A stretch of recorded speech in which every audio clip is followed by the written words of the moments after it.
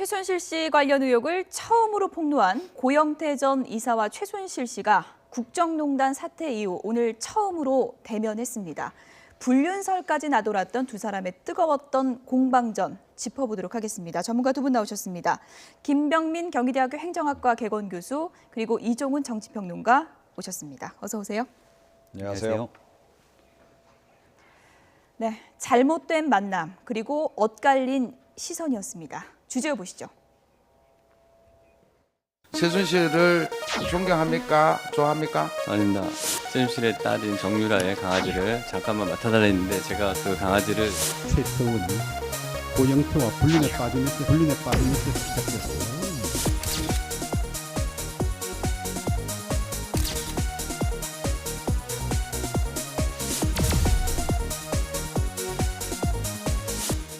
굉장히 가까운 관계라고 저는 알고 있었습니다.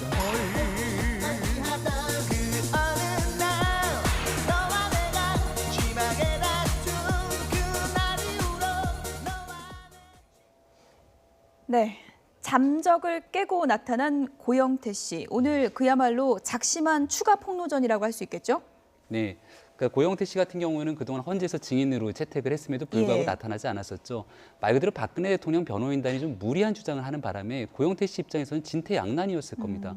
그동안 이제 국회 국정조사특위 청문회 과정에서도 굉장히 시원하게 여러 가지 진술했는데 그 모든 것들이 어찌 보면 박근혜 대통령 변호인단의 의견에 따르면 고영태 씨의 의도된 일에 따라 갖고서는 불필요한 얘기들은 하지 않았다는 것도 비춰지기 때문에 고영태 씨가 굳이 헌재 증인으로 출석하지 않게 된다면 여론으로부터 이상한 상황으로 몰릴 수밖에 없는 상황이었거든요. 근데 헌재에 가기는 부담스럽기 때문에 최순실 공판이라고 볼 수 있는 이 재판법정에 들어가서 본인이 하고 싶은 얘기를 오늘 시원하게 했던 거로 볼 수 있는 것 같습니다.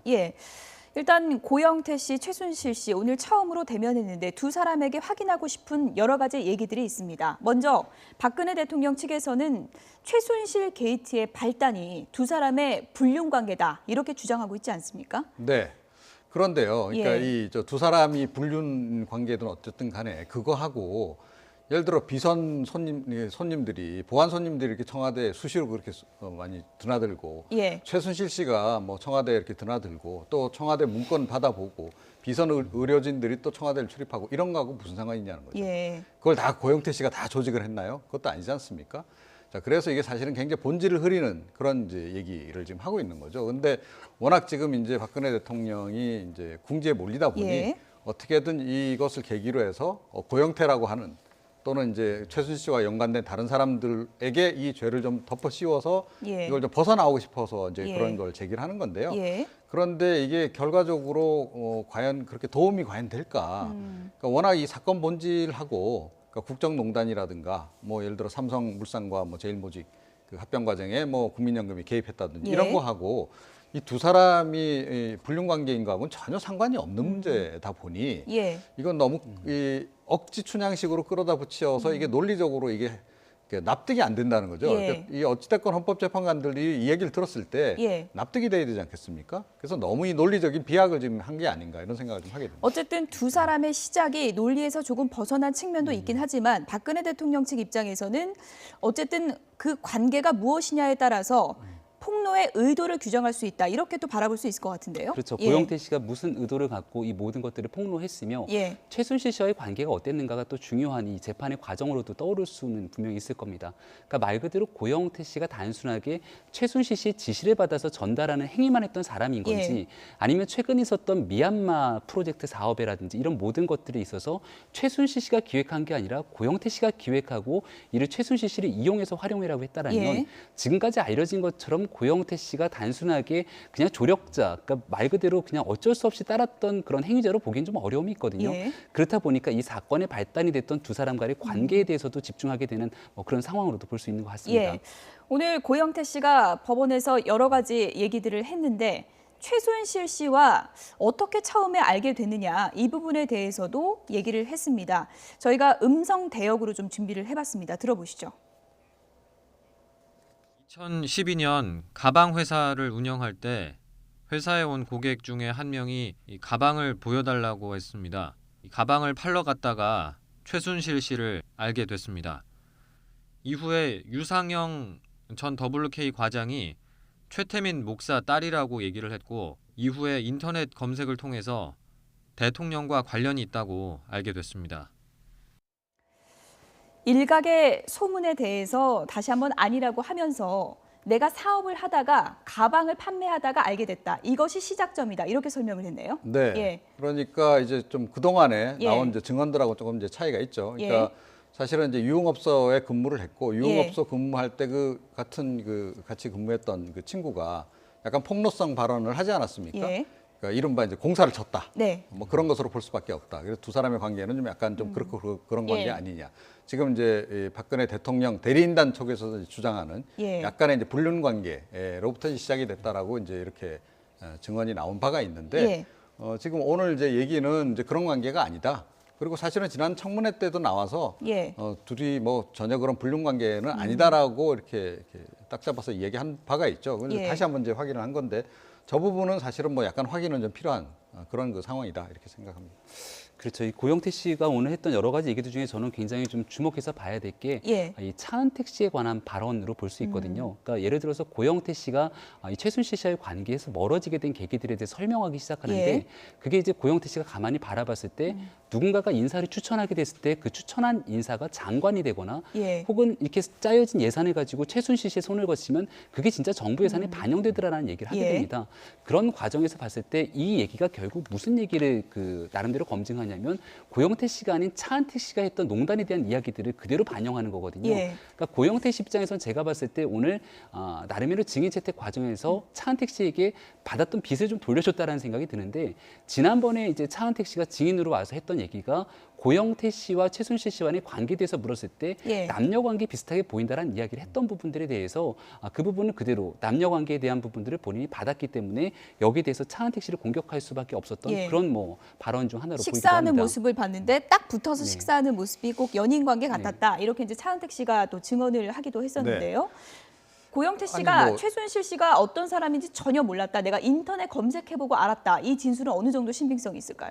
글쎄요. 그러니까 예. 그것도 이제 그러니까 그 대통령과의 관계 부분은 예. 몰랐을 수도 있다라고 예. 생각해요. 처음 만났을 때는 예를 들어 뭐 유흥업소에서 만났건 아니면 가방을 파는 과정에서 만났던 예. 간에 처음에는 잘 몰랐겠죠. 그런데 이제 어찌됐건 뭐 최순실 씨가 고영태 씨를 데려다가 이런저런 일들을 이제 시킨 그런 과정들이 이제 드러나지 않습니까? 예. 뭐 지금 최순실 씨는 오늘도 계속 고영태가 다 일을 꾸몄고 자기는 그냥 이용당했다라고만 얘기를 좀 계속 하고는 있으나 아직까지는 그걸 확실하게 좀 입증을 못 내고 있어요. 그렇다면 이제 이제까지 우리가 알고 있던 바 예. 그러니까 고영태 씨가 이제 계속 이제 WK라든가 이런 쪽에 이제 관계를 하면서 일을 도와준 예. 본인 얘기는 뭐 심부름도 하고 뭐 이런 것까지 다 했다고 하니까 이제 그런 맥락에서 우리가 이제 일단은 이제 볼 수밖에 없는 그런 예. 상황이긴 하죠. 그런데 이제 대통령과의 관계는 그런 일을 하는 과정에서 나중에 이제 인지를 했다라고 본인이 이야기를 하고 있는 예. 것이고 뭐 여러 가지 지금 증언으로 봐서는 그게 조금 더 뭐 사실에 가깝지 않나 그렇게 생각을 합니다. 예.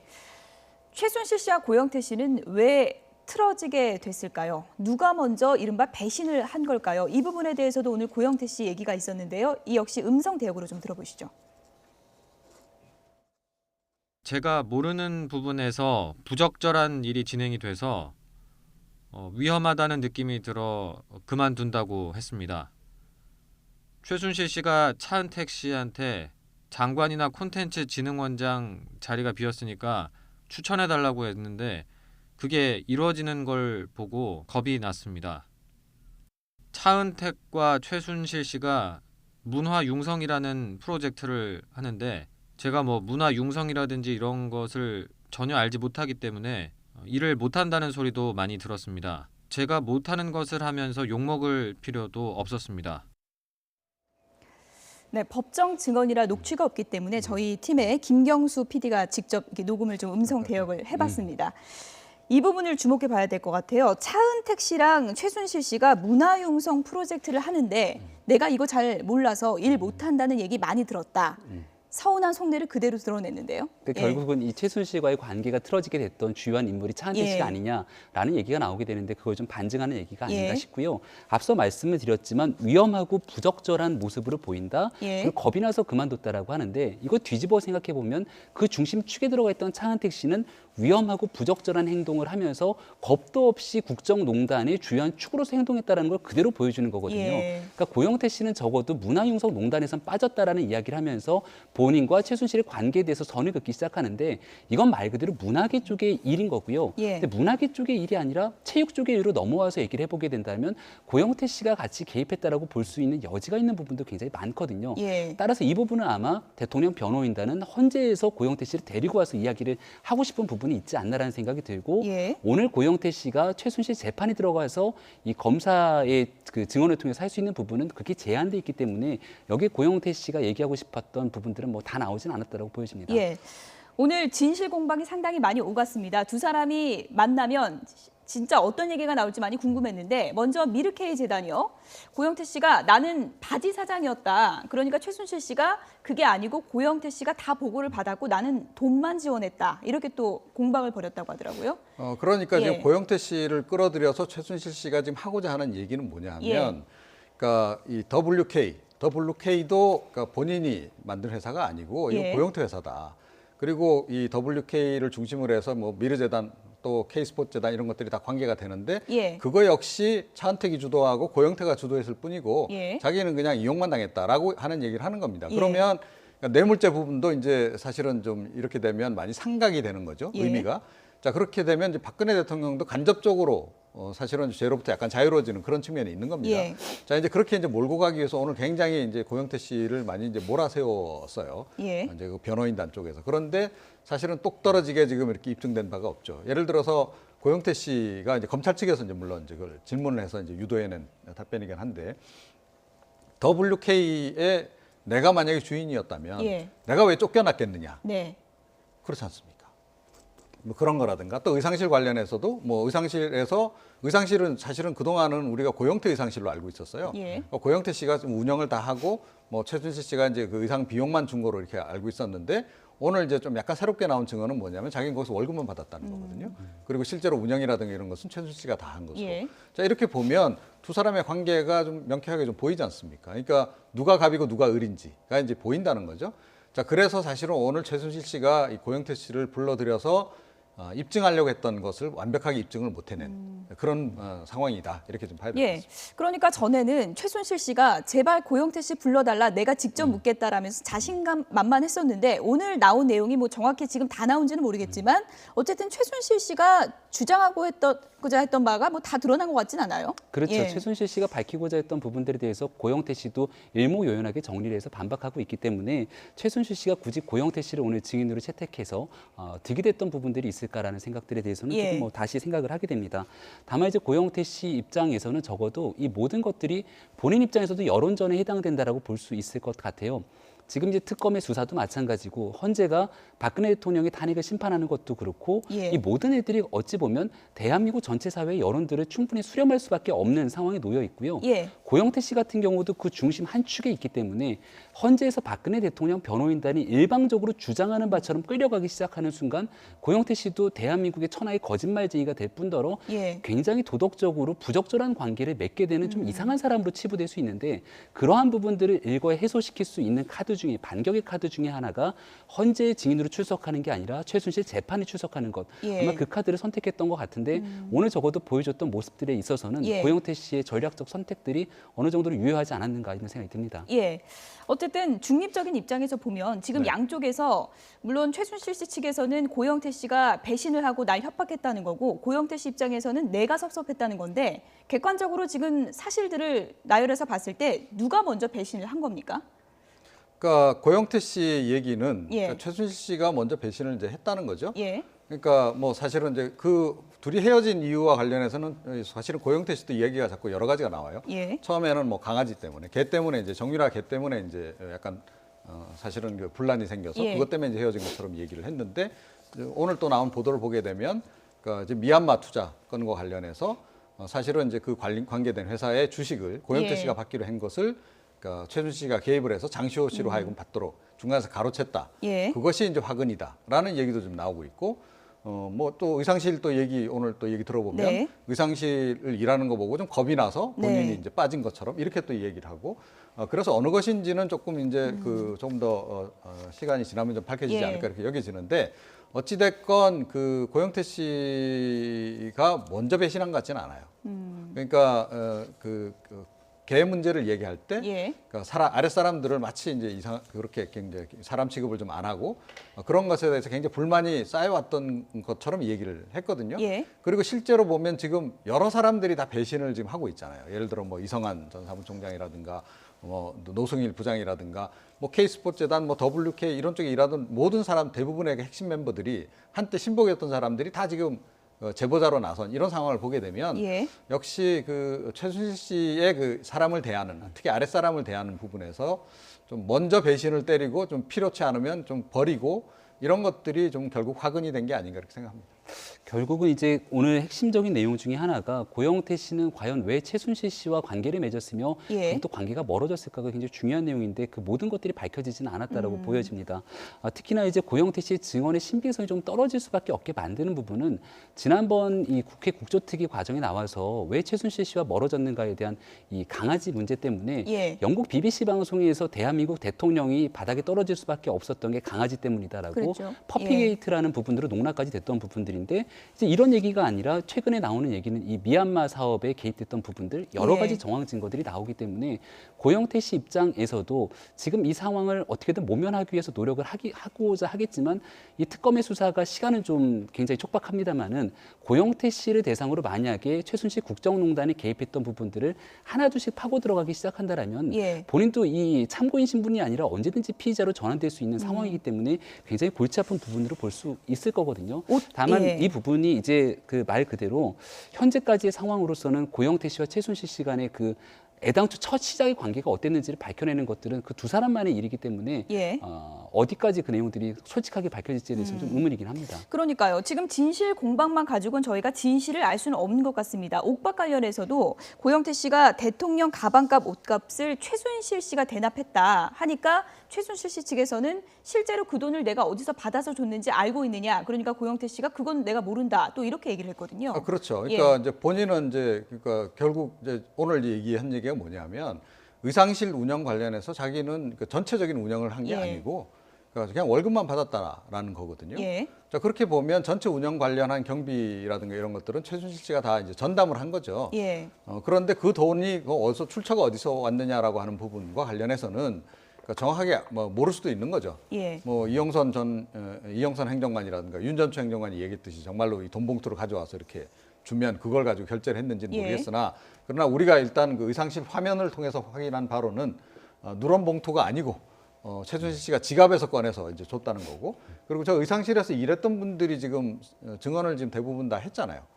그 내용을 보게 되면 이분들은 다 경비를 다 최순실 씨에게 받은 것으로 이렇게 예. 증언을 했단 말입니다. 이걸 종합해 보게 되면 지금 오늘 고영태 씨가 얘기한 것이 진실에 좀 가깝지 않나 이렇게 이제 보는 거죠. 예. 어찌 됐든 고영태 씨가 최순실 게이트의 키맨이고요. 출발점이었습니다. 앞으로 고영태 씨가 어떤 전략을 갖고 임할 거라고 보십니까? 헌재 출석 같은 것도 좀 관심이 쏠리고 있는데요. 헌재 출석은 안 할 확률이 굉장히 높다라고 보여지고요. 예. 헌재는 이 박근혜 대통령을 탄핵하는 과정에 대한 심판이라고 볼 수 예. 있는데 고영태 씨는 지금까지 나와 있는 정황을 보면 박근혜 대통령 한 번도 만난 적이 없습니다. 그러니까 대통령을 잘 모르는 거예요. 예. 이 모든 일들은 최순실의 행위를 통해서 박근혜 대통령과 어떤 관계를 맺고 있는지를 유추하고 옆에 있는 전화통화 소리를 들었던 정도에 불과하기 때문에 예. 굳이 헌재 심판 과정에 나타나 갖고서는 본인의 치부를 다 말 그대로 민낯에 드러내면서까지 나갈 이유가 없다라고 보일 거고요. 예. 다만 이 최순실 재판 과정이라든지 이 모든 특검의 수사 과정에는 적극적으로 협조하면서 내부 고발자의 이미지를 가져가면서 본인에 대해서 나름대로 같이 그 쓰여져 있는 혐의들에 대해서는 적극적으로 부인하는 뭐 이런 전략을 취할 것 같습니다. 예. 어쨌든 고영태 씨가 추가 폭로를 오늘 늘어났는데요. 법원의 판단에는 고영태 씨 증언이 어떤 영향을 미칠지 앞으로 좀 두고 보겠습니다. 정치권 소식도 좀 알아보도록 하겠습니다. 대선 지지율이 연일 발표가 되고 있는데요. 요즘 우리가 뜨고 있다고 주장하는 두 분이 있습니다. 주제어 보시죠.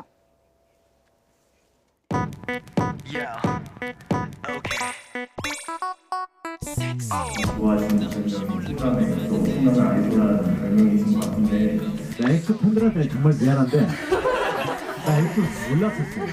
언제부턴가 인터넷 댓글에 뭐 충남의 엑소, 충남의 아이돌 광화문 촛불광장에 가는데 야 충남이야 좋다, 야 충남이야 좋다 그러는 거예요. 그래서 굉장히 행복하고 좋던데 별명이 하나 더 들었어요. 암깨비라고. 암깨비. 도깨비가 이렇게 뜨고 있다는 말씀드리고요. 안깨비가 이렇게 뜨고 있다는 말씀드리고요. 신라는 엑소를 다시 미는 걸로.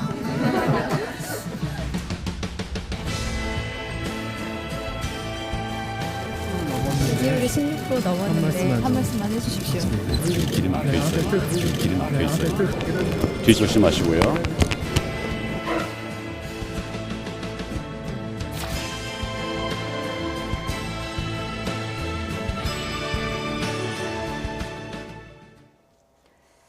네, 안희정 충남지사, 충남의 엑소라고 불린다고 하는데 들어보셨습니까? 네, 충남의 예. 엑소라고 불리기도 하고 안희정 지사의 경쟁력이 뭐냐라고 물으니까 예. 잘생김이 경쟁력이다라는 예. 굉장히 우스갯소리 이야기까지 하는 예. 걸 봐서는 안희정 지사가 뭐 나름대로 대세를 형성하고 있긴 하구나라는 예. 생각이 들긴 합니다. 네. 요즘 내가 뜨고 있다. 별명이 충남의 엑소, 또 드라마 도깨비 패러디한 안깨비 아주 기분이 좋다 하는데 본인도 지지율 상승세 타고 있는 걸 분명히 느끼고 있는 것 같아요. 아, 그렇죠. 예. 뭐 황교안 총리도 느끼는데 뭐 정치 오래 한 안희정 예. 지사가 그걸 못 느끼겠습니까? 당연히 느끼는 거죠. 느끼는 거고 어떻게 됐든 이제 이번 계기를 활용을 해서 최대한 어쨌든 대선 주자로서의 지지율을 좀 끌어올리는 뭐 그건 어떤 대선 주자라도 마찬가지이기 때문에 이제 예. 그런 그 이제 행보를 하는 것이고요. 그리고 이제 지금 뭐 정치권에서 굉장히 논란을 낳고 있는 이른바 이제 그 대연정론 같은 경우에도 예. 그러니까 지지율이 상승하는 것을 보고 어떻게 보면 거기에 좀 더 이제 순풍이 불게 하기 위한 나름의 어떤 회심의 카드를 예. 이제 던진 것으로 이렇게 봐야 되는 거죠. 네. 안희정 지사가 대연정 카드를 꺼내 들었는데 아무래도 지지율이 높아지다 보니까 이 주제도 상당히 탄력을 받고 있는 듯한 네. 모양새예요. 그렇죠. 굉장히 예. 또 논쟁의 여지가 될 법한 얘기입니다. 왜냐하면은 안희정 지사가 지금 급격하게 지지율 상승을 이루고 있는 건 강경한 진보 노선의 표심을 받아갖고선 지지율 상승이 이루어졌다라기보다는 예. 갈 곳 없는 중도 보수, 그러니까 중도층의 표심을 그대로 흡수하기 시작하면서부터 지지율이 고공행진하고 있는 측면이 분명히 있거든요. 예. 근데 안희정 지사가 지금 대연정 이야기를 꺼냈던 거는 갑작스럽게 얘기를 꺼냈던 게 아니라 지난번부터 무슨 얘기를 했는고 하니, 그러니까 대통령이 국회와의 협치가 굉장히 중요한데 국회 다수당과 함께 연정할 수 있는 길을 열어야 된다라고 이야기를 했는데 예. 여기에 이제 한 단계 누군가가 얘기 꺼낸 거죠. 그렇다면은 그 당이 새누리당이어도 같이 연정할 수 있는 거냐. 그러니까 안희정 지사 입장에서는 갑자기 좀 딜레마에 빠질 겁니다. 예. 여기에서 새누리당과도 손을 잡을 수 있다라고 얘기하는 순간 본인의 적극적인 지지층이라고 볼 수 있는 더불어민주당의 대다수 지지층을 잃어버리게 될 수 있는 승산의 예. 그 확률이 높을 것이고, 만약에 그렇지 않다라고 나는 절대로 새누리당과 손을 잡지 않을 거다라고 얘기하는 순간 또 중도 보수에서 본인을 밀어주는 표심이 어디로 갈지 모르는 딜레마에 빠질 건데, 안희정 지사 같은 경우는 그런 논란에서 그런 얘기 하지 말고 내가 예. 얘기했던 그 논쟁의 방점은 결국 대통령과 국회의 협치를 가능하게 하자라는 이야기로 이렇게 피해가는 모습들을 볼 수 예. 있는데, 적어도 이 소연정이든 대연정이든 대통령제 국가하에서 대통령과 국회 간의 협치를 강조했다는 점, 이 부분에서는 중도 보수의 표심을 충분히 자극할 수 있지 않았나 네. 싶습니다. 대연정이라고 하면 네. 정치를 잘 모르니까요. 좀 어렵게도 느껴집니다. 그러니까 남경필 지사가 내가 대통령 하면 안희정 지사 총리시키겠다고 하지 않았습니까? 자리를 뭐 나눠 갖는 건가요? 어떻게 이해해야 되나요? 그러니까 뭐 그럴 수도 있고요. 예. 그러니까 뭐 그동안에 이제 연정 논의 같은 걸 우리가 많이 봐왔습니다만, 뭐 정책 연정, 예. 정책 연대. 그래서 이제 정책적인 측면에서 서로 이제 뭐 공조를 하는 그런 선에서 그칠 수도 있고요. 과거 뭐 이제 DJP 연합처럼 그러니까 뭐 장차관 자리까지 그러니까 좀 나누는 예. 뭐 이런 식으로 이제 갈 수도 있는 거죠. 그런데 아마 뭐 정치적으로는 그런 공학적인 것까지 당연히 이제 포함이 되긴 합니다. 그런데 이게 정치 공학적인 것으로만 우리가 볼 수 있느냐? 예. 그건 아니다. 그러니까 사실은 이 안 지사의 대연정론이라고 하는 것이 지금 정치권에 굉장히 파괴력을 발휘하는 이유가 그러니까 이겁니다. 그러니까 민주당이 예를 들어 야권이 정권 교체를 하는데 정권 교체만 하면 뭐 하냐는 거죠. 정권 교체를 하고 난 이후에 국정을 정상적으로 운영할 수 없다면 예. 그 정권 교체의 의미는 반감한다. 예를 들어서 문재인 전 대표가 지지율 한 35%로 뭐 대통령이 지금 될 수 있어요. 다자 구도에서. 예. 자, 그럼 그런 35%의 국민의 지지만 가지고 무슨 정치를 할 수 있냐는 거죠, 실제로. 그리고 국회 의석도 예를 들어 한 3분의 1, 예. 예를 들어 절반에 못 미치는 뭐 한 40%, 그 정도 의석을 가지고 뭐 여러 가지 입법들을 제대로 추진할 수 있냐는 겁니다. 자, 그런 부분에서 사실은 그러니까 문재인 전 대표 측은, 그리고 다른 대부분의 대권 주자들은 당장 경선에서 이기는 것, 예. 그리고 당장 대통령이 되는 데만 관심이 있는 반면에 이 대연정론이 파괴력을 갖는 이유는 그 이후까지도 보는 겁니다. 그러니까 예. 집권 이후, 그러니까 대통령 선거 이후까지도 보기 때문에 이게 지금 다른 주자들이 굉장히 예. 긴장을 할 수밖에 없는 그런 카드인 거죠. 네. 어쨌든 이 파괴력을 갖고 있다는 대연정 카드. 정치권에서는 이야말로 동상다몽입니다. 어떤 얘기들이 나오고 있는지 들어보시죠. 대연정이 될지 수연정이 될지는 당 지도부와 원내의 다수파 구성 과정에 좀 맡겨야 되는 거 아닐까요? 그러니까 밑도 끝도 없이 지금 새누리당이랑 뭐 하자는 얘기냐 이렇게 해서 공격하는 것은 전혀 제 의지와 취지와 다르다는 말씀을 드립니다. 그 전에 말씀하셨던 대연정은 정치 권력 자체를 새누리당이나 바른당하고 같이 국정 운영을 하겠다라는 것이죠. 대연정을 하자고 했다가 비난이 쏟아지니까 그 대연정은 협치를 말하는 거다라고 사실은 좀 내용을 바꾸신 건데 네. 말을 잘못하셨으면은 그럼 잘못했다라고 하고 네. 사과하시고 만약에 진짜 대연정이 본인의 소신이면 그냥 주장을 하시는 게 맞죠.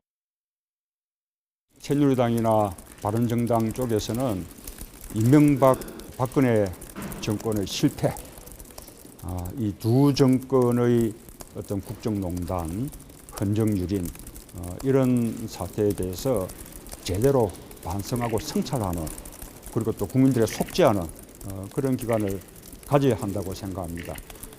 그런 것이 되지 않은 상황 속에서 그들 정당과 함께 연정한다라는 것은 저는 동의하기 어렵습니다.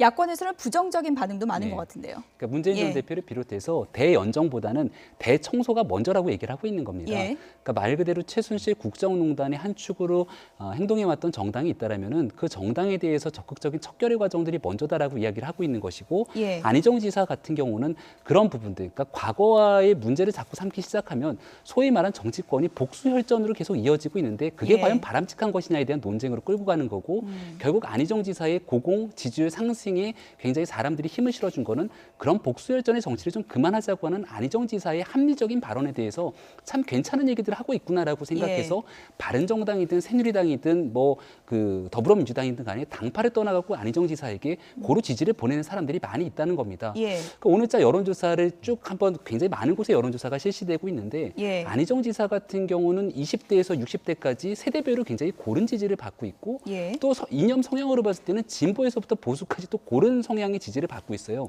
이게 때로는 독이 될 수도 있겠지만 적어도 지금 현재 분열돼 있는 대한민국의 현 상황 속에서는 굉장히 좀 안정적인 지도자를 누군가가 꿈꾼다라면 거기에 안희정 지사에게 지지율을 보태줄 수 있는 그런 요인 중 하나로 볼 수 있겠죠. 그러니까 지금 다들 보면 약간 당황한 기색이 역력하지 않습니까? 그러니까 그만큼 이제 허를 찔렸다라는 거고요. 그리고 이제 대청소를 하더라도 말입니다. 힘이 있어야 대청소를 하죠. 그러니까 간단하게 해서 국회에 의석수가 있어야 대청소를 할 거 아닙니까? 그러니까 지금 이제 민주당은 바른정당까지 지금 같이 연대 못 하겠다는 얘기예요. 그러니까 민주당이 생각하는 연대의 범위는 국민의당까지입니다. 자, 그런데 국민의당까지 해서 의석수가 얼마인가요? 잘하면 이제 과반 조금 넘는 그런 정도인데, 그러니까 지금 안 지사가 얘기하는 것은 바른정당까지는 적어도 우리가 같이 연대하자. 그러면 결국은 국회에서 3분의 1 의석을 확보를 한다는 거거든요. 그러면 사실은 선진화법 체제 하에서도 충분히 여러 가지 일들을 할 수 있다라고 하는 화두를 지금 던진 겁니다. 이렇게 안희정이 뜬다는 얘기가 여기저기서 들리자 안철수 전 대표를 띄우려는 박지원 대표는 이렇게 분석을 했습니다. 들어보시죠. 안희정 지사가 좀 생각보다 많이 치고 올라오면서 안철수 대표에게 갔던 기대들이 좀 안 지사한테 가는 게 그건 아니냐. 지금 현재 안희정 지사가 과연 재인 산성, 문재인 산성을 극복할 것인가 이걸 보아야 되고 사실 어떤 의미에서 보면은 황교안, 안희정, 이재명, 문재인 이분 중에서 황교안 대행은 시대 정신이 요구하지 않고 또 본인도 그렇게 하지 않기 때문에 저는 출마를 안 한다고 봅니다. 안희정 지사가 치고 올라오는 것을 부인하지 않습니다. 재인 산성을 넘을 것인가. 그걸 보면은 만약 문재인으로 결정된다고 하면은 문재인 공포증이 나올 것이다. 지금 여론조사로 보면 왜 힐러리가 떨어졌고 왜 반기문 총장이 후보 사퇴합니까? 요동치고 있어요. 하루아침에 요동치고 있기 때문에 두고 봅시다. 높으면 좋지. 오케이. 이른바 재인산성이라는 또 신조어를 만들어냈는데요. 재인산성을 안희정 지사가 넘을 수 있을까요? 예, 그러니까 그 박지원 대표의 발언이라든지 안철수 전 대표의 발언들을 보게 되면은 예. 문재인 전 대표를 굉장히 딱 기정사실화 시켜놓고 거기에 대해서 대응해서 싸우게 되는 모습을 보는 겁니다. 예. 그러니까 안철수 전 대표의 자강론이라는 게 사실 어찌 보면 반문 정서에서 비롯돼서 나왔는 거로 볼 수 있는데 예. 지금 나오고 있는 것처럼 왜 안희정 지사는 뜨는데 안철수 전 대표는 도저히 지지율이 오르지 않는 것인가에 대해서 박 전 대표는 저와 같은 좀 애매모호한 발언들을 했던 거잖아요. 예. 근데 정치공학적 상황으로 보게 되면은 안철수 전 대표가 굉장히 고립될 수밖에 없는 상황이 있다. 왜냐하면 문재인 전 대표는 완전히 제껴놓고 생각을 하는 거니까 예. 지금 현재로서는 문재인 대세론이라고 할 정도로 굉장히 많은 지지층들을 일단 등을 돌리고 시작을 하는 겁니다. 예. 그럼 그 외적으로 중도 보수, 강경 보수까지 끌어다는 거를 안철수 전 대표가 표를 다 갖고 와야 되는데 예. 거기에는 안철수 전 대표가 아니라 황교안 권한대행을 비롯해서 태극기 부대를 비롯한 강경 보수의 표심은 또 따로 생각을 갖고 있는 거라 안철수 전 대표를 생각하지 않는 거고 예. 그럼 중간에 일부 공간만이 남게 되는데 여기 지금 안철수 전 대표랑 바른정당의 유승민 의원 등등이 경쟁을 하고 있기 때문에 예. 그 좁은 공간에서 지금 싸우고 있는 정치공학적인 형국을 볼 수 있는 거거든요. 그러다 보니까 아무래도 이 중도 보수의 표심이라는 게 안희정 지사가 조금 더 많은 표를 갖고 가고 있고 예. 안철수 전 대표가 이 부분을 탈피하기 위해서는 단순하게 여지까지 해왔던 전략처럼 문재인 전 대표에 대항할 수 있는 유일한 주자가 아니라 정말 또 다른 프레임을 형성하지 않는 이상 지금 뭐 7%, 8%에 갇혀 있는 이 지지율을 뛰어넘기란 예. 굉장히 좀 어려운 상황으로 보입니다. 네, 요즘 나오고 있는 여론조사 결과 준비되면 좀 넣어주시죠. 한마디로 정리를 하면 문재인 고공행진 이어가고 있고요. 황교안, 안희정 뜨고 있고 이재명 가라앉고 안철수 주춤하고 이렇게 표현을 할 수 있을 것 같은데요. 네. 안철수 전 대표 입장에서는 참 갑갑하겠어요. 아, 그렇죠. 예. 그러니까 사실은 반풍이 딱 사라지면 그것을 최대한 활용해서 최대 수혜주가 될 수 있는 것이 저는 안철수였다라고 예. 생각하거든요. 그런데 그거를 못 만들어냈다라고 저는 봅니다. 결국은. 그러니까 이게 반 전 총장의 이제 중도 탈락도 예측을 못했을 뿐만 예. 아니라 중도 탈락하고 난 이후에 판을 다시 짜는 그 과정에서 그러니까 무슨 일을 해야 될지 예. 이 부분에 대해서 사실은 명확한 그림을 갖고 있지 않았다. 그러니까 그런 것이 결국은 이제 전략적인 판단이고 어떻게 보면 정치력이라고 볼 수 있는데 예. 그런 부분이 여전히 취약하다는 거죠. 그리고 어찌됐건 이번 같은 이번 대선 같은 경우에는 그러니까 이 짧은 기간 동안에 굉장히 변동성이 큰 그 대선으로 갈 수밖에 없습니다. 아마 예. 또 앞으로도 여러 번 출렁거릴 겁니다. 예. 그럴 때마다 사실은 굉장히 순발력 있게 대응을 하면서 전략을 이제 내놔야 되는 거거든요. 그런데 이게 결국은 뭐냐면요. 위기 관리 능력입니다. 예. 그러니까 대통령이 되면 가장 중요한 역량 가운데 하나가 위기 관리 역량이거든요. 예. 그런 그 위기 관리 역량이 부족하다는 것이 지금 국민들 보기에도 좀 확인이 네. 되다 보니 지지율이 계속 이제 주춤한 그런 상황인 거죠. 예. 황교안 대행이요. 대선 출마할 겁니까? 라는 기자들의 질문이 정말 쏟아지고 있는데 미소만 보내고 있습니다. 그런데 마의 15%를 넘은 여론조사 결과도 나오고 있어요. 네, 예. 황교안 대행 입장에서는 굉장히 조심스럽게 한 걸음 한 걸음을 내디디면서 예. 사람들로 하여금 상상하게 만들거든요. 이게 어디서 비롯됐나 가만히 생각해 보니까 예. 반기문 전 총장을 보고 연구하신 게 아닌가라는 예. 생각이 들어요. 반기문 전 총장이 대한민국에 귀국하고 나서 급하게 행보를 하지 않고 만약에 황교안 권한대행처럼 이렇게 정확한 대답을 하지 않고 만약 사람들이 기대감을 부추겼으면 예. 아마도 반기문 전 총장의 지지율도 상승하지 않았을까라는 생각이 드는데 오늘 기자들에게 길이 막혀 있어요. 네. 그래서 상당히 좀 여러 가지 의미로 해석이 그러니까 되더라고요. 많은 저희들도 나올 것이냐 말 것이냐에 대한 예. 상상을 하게 만들면서 소위 말한 갈 곳 없는 정말 보수층의 결집을 이끌어내는 후보로서 나름대로 자리매김을 하는 거로 보이는데요. 현재로서는 뭐 많이 나오면 15%의 지지율까지 나오고 있지만 예. 결국은 황교안 권한대행이 가지고 있는 치명적인 약점은 박근혜 정부의 국정농단과 궤를 같이 하고 있다는 이 부분 때문에 본선에서의 경쟁력은 현저하게 떨어지고 있는 부분 이거를 이제 황교안 권한대행도 예. 잘 알고 있지 않을까라는 생각이 듭니다. 그런데 마의 15%라고도 하는데 네. 마의 15%가 넘는 여론조사가 계속 나온다면 또 상승세까지 이어진다면 이른바 뭐 강제 등판 아니겠습니까? 네, 그런데 예. 이미 그것은 조금 그 실기를 한 게 아닌가 이런 예. 생각이 들어요. 왜냐하면 반풍이 딱 꺼졌을 때 사실은 반기문 전 총장의 지지율을 황 총리가 다 가져왔어야 정상입니다. 예. 그러니까 반 전 총장에 대해서는 어찌됐건 보수 진영에서 굉장히 기대를 많이 하고 있던 후보 아니겠습니까? 예. 그래서 25% 정도 그 정도는 나왔었단 말이죠. 그러면 그 지지율이 그대로 가거나 아니면 사실은 더 플러스해서 예. 박근혜 대통령의 이른바 콘크리트 지지층 35%그 정도 지지율이 나와줘야 되는 거죠. 예. 그런데 지금 그거하고는 상당히 거리가 멀다. 그러니까 한번 그러니까 일단은 이제 제동이 걸린 겁니다. 그런 상태에서는 제가 보기에는 앞으로 추가로 뭔가를 해서 예. 이렇게 지지율을 불려나갈 수 있는 그런 계기 저는 쉽지 않을 거라고 생각합니다. 예. 지금 쭉 보여드린 대권주자 여론조사 지지율 순위에는 잘 보이질 않고 있지만 새누리당에서 잇따라 대선 출마 선언이 잇따르고 있습니다. 임명진 위원장이 우리 더 이상 불임정당 아니다 이렇게 얘기를 했습니다. 들어보시죠. 근데 갑자기 우리 새누리당에 애를 셋이나 낳게 됐습니다. 이인재 전 의원께서는 우리도 모르는 사이에 혼자 태어났고 오늘 제가 아침에는 원유철이라는 아이가 태어나서 제가 산바라지를 하고 왔습니다. 오늘 오후에는 또 우리 존경하는 안상수 의원님 이렇게 우리 새누리당의 새로운 옥동자로 태어났습니다. 이제 그 어떤 사람도 우리 새누리당을 향해서 불임정당이라는 말을 못하게 됐습니다. 삼형제가 있습니다. 자꾸 애를 낳게 될 것 같아서 7형제, 8형제는 문제없을 것 같습니다, 여러분.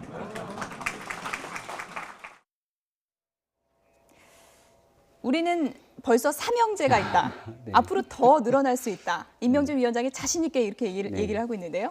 예. 새누리당 후보들이 연이어서 이제 줄줄이 출마 선언을 하고 있고 예. 이러한 배경에는 황교안 권한대행이라고 하는 그 인물에 대한 15%에 달하는 지지율이 있기 때문에 예. 나머지 후보군들이 더 적극적으로 참여할 수 있지 않나라는 생각이 들고요. 예. 지금 반기문 전 총장이 그만두고 나서 그 지지율이 사실 어디 오갈 데 없이 무응답층으로 남아있는 경우가 굉장히 많습니다. 네. 근데 이 같은 경우는 사실 본선에서 본인이 대통령이 될 수 있다라는 생각을 가지고 출마 선언하기보다는요. 결정적으로 누가 보수의 기본적인 그 가치를 그대로 갖고 갈 것인가라고 예. 하는 새누리당과 바른정당의 본격적인 싸움이 시작된다라고 볼 수 있는 거거든요. 예. 이 부분들에서 대통령 선거도 중요하지만 대통령 선거 이후에 전국에서 보수 정당이 과연 이 두 개로 갈라진 보수 정당이 그대로 갈 수 있을 것인가? 예. 벌써부터 이 결국은 종국에는 통합되지 않겠느냐라는 이야기들까지 솔솔 나오기 시작하는데 그렇다면 그때 갔을 때 누군가가 강력한 주도권을 가진 정당이 이 모든 걸 끌어가게 될 텐데 예. 거기에 대한 그 나름대로의 경쟁 형국에 발이 이제 막 돌아가고 있다 이런 생각이 듭니다. 그런데 상황을 보면 지금 전세가 좀 역전된 것 같아요. 새누리당은 지금 애를 셋이나 낳았다고 그러고 뭐 네. 7형제, 8형제도 될 수 있다고 그러는데 바른정당은 지금 성적표가 조금 초라한 것 같아요. 아 그렇죠. 예. 이게 바른정당도 갑갑하지만 사실은 새누리당이 더 갑갑하긴 예, 한 왜 상황이다. 그렇습니까? 제가 예. 보기엔 뭐 지금 조만간 12형제 정도 될 것 같은데요. 예. 지금 자천 타천으로 거론되고 있는 사람이 그 예. 정도 되거든요. 근데 숫자만 많으면 뭐합니까? 지지율이 좀 올라야 되는 거죠. 그런데 사실은 이게 황 총리에 대한 지지율이 생각보다 높게 안 나오다 보니 저는 발생하는 일이다라고 생각을 합니다. 예. 그러니까 부동층으로 남아있는 사람들이 꽤 있다. 그 사람들 표를 얻으면 내가 1위로 올라설 수 있다라고 하는 보수 진영에서 그 생각들을 하고 좀 다 나오는 예. 거죠. 그런데 제가 보기에는 그럼에도 불구하고 시대의 흐름은 네. 어찌됐건 새누리당에 있지는 않다. 예. 자, 그 점을 좀 명확하게 알아야 될 것 같고요. 예. 친박을 확실하게 정리하지 않고서는 새누리당의 기회는 없다. 자, 그나마 이제 바른정당의 기회가 있다라고 생각이 되는데 바른정당이 지금 사실은 바른정당도 지금 어떻게 보면 약간의 기회를 좀 맞고 있다라고 좀 보는데요. 그걸 지금 10분 못 살리고 있다라고 예. 저는 생각을 합니다. 그러니까 사실은 이 대연정 제안 같은 것을 과감한 제안을 이쪽에서 먼저 했어야 되는 거죠. 그런데 이것조차도 좀 안희정 지사한테 좀 뺏겨버린 예. 거죠. 그래서 제가 보기에는 지금 두 분이 남경필 지사도 그렇고 유승민 전 원내대표도 굉장히 열심히 다니시는데 그러니까 전체 큰 판을 짜는 그런 부분에서 조금 더 역량을 좀 발휘할 필요가 있지 않나 예. 이렇게 생각을 합니다. 어쨌든 새누리당이 당명도 곧 바꾼다고 하고요. 보수층 표심 잡으려고 상당히 노력하고 있는데 태극기 집회에 여권 인사들이 참여하는 문제를 놓고 여야 공방이 벌어졌습니다. 들어보시죠. 새누리당의 대선 후보들이 극우 집회에 참석하는 것에 대해서도 우려합니다. 이인재 후보, 김문수 후보, 최순실 국정농단이 잘했다는 것입니까? 차기 정부도 바로 이런 국정농단을 계승하겠다는 것입니까? 갈 데가 있고 안 갈 데가 있지. 적어도 차기 대통령에 출마하겠다는 분들이 이 집회에 가서 최순실 사건을 옹호하고 박근혜 대통령을 옹호해서야 되겠습니까? 우리 국민들에게 말씀드리고 싶습니다. 다른 것은 몰라도 이 이 극우단체 집회에 참석하신 분만큼은 절대 대한민국 대통령으로 후보조차 돼서는 안 된다는 점을 강조하고자 합니다. 좀 일각에서는 좀 반성이 부족한 거 아니냐라는 지적도 있고, 또 어떤 면에서는 뭐 야당 의원들도 집회에 참석하는데 뭐가 문제냐 이런 좀 상반된 의견이 있더라고요. 어떻게 생각하시는지? 뭐가 문제라고요? 집회에 참석하시는 게 좀 일각에서는 반성이 부족한 거 아니냐라는 지적도 있고. 집회에 참석하는 게 왜 반성이고요? 자유민주주의를 지키기 위해서 노력을 하고 또 한미 동맹을 강화하고 국방 안보를 강화하고 우리 대한민국 리더십을 세워서 제대로 나라의 위기를 극복하자고 하는 태극기 집회가 대단히 감동적이었고 애국적인 집회라고 저는 생각합니다. 앞으로도 계속 참석하시나요? 저는 기회가 되면 참석을 계속 할 생각입니다. 네. 탄핵 가결 직후와는 분위기가 상당히 달라졌습니다. 태극기 집회 나가겠다 하는 새누리당 의원들이 상당히 늘어나고 있다고 그래요? 이게 이제 그 예. 집회 성격을 좀 분명히 규정할 필요가 있는데요. 만약에 김문수 지사가 얘기하는 것처럼 국가를 지키기 위한 애국 집회라면은 거기에 찬성하고 참석을 해서 나름대로 지지층 결집의 시도가 맞겠습니다만은 예. 그 중에 일부의 과정에서는 굉장히 극단적인 이야기들이 나오는 집회 과정들도 점철돼 있기 때문에 예. 그것들을 다 같이 하나로 묶어가지고 참석을 계속하겠다라고 보기엔 좀 어려움이 있어 보이거든요. 특히나 지금의 정치인들이 해야 되는 역할은 대한민국을 분열의 양극단으로 끌고 갈 것이 아니라 예. 대한민국의 미래를 생각해서 광장의 정치를 종식시키고 이 모든 것들을 제도권의 정치권으로 흡수시켜서 어떻게 승화 발전시킬 것들을 얘기하는 게 보수 정치의 근본이라고 생각을 하는데 여당 입장에서는 촛불 집회에도 네. 또 의원들이 나가지 않았냐 이렇게 또 반문을 하더라고요. 그러니까 그것들의 예. 비판이었던 게 어디까지 보수 정치의 본류 아니겠습니까? 예. 야당 의원이라고 하는 분들이 길거리에 나가서 국민들과 함께 호흡하고 얘기하는 부분들을 가지고 광장 정치하지 말고 의회 제도권 내로 들어오라라고 늘 했던 게 보수 정치의 예. 기본적인 그런 줄기였다라면은 지금 이와 같은 상황에서 태극기 집회를 비롯한 사람들, 그러니까 소위 말하는 보수층의 일부 표심을 얻고자 하는 노력은 일부 이해가 갑니다만은 그것보다는 원래 하고자 했던 본인들의 가치에 대한 생각들을 먼저 하는 게 보수 정치를 살리는 길이 아닌가라는 생각도 듭니다. 근데요, 이게요 다 김진태 의원 때문에 그렇습니다. 예. 김진태 의원이 굉장히 열심히 나가서 막 떠들고 예. 거기서 막 또 환호를 하고 하는 걸 봤거든요. 그리고 이제 김진태 의원조차도 조만간 뭐 출마할지 모른다, 대선 출마할지 모른다. 그러니까 윤상현 의원이 굉장히 다급해졌어요. 윤상현 의원 나갔죠. 그러니까 나머지 대선 주자들도 지금 다 나가서 어떻게 좀 그 길을 좀 받아보려고 그러는데 제가 보기엔 자칫 잘못하다가 이거 자살골 될 수 있다. 이런 예. 말씀을 좀 드립니다. 어떤 의미가 될지는 뭐 상황을 좀 지켜보겠습니다. 김병민 경희대학교 행정학 개건 교수 그리고 이종훈 정치평론가 두 분이었습니다. 고맙습니다.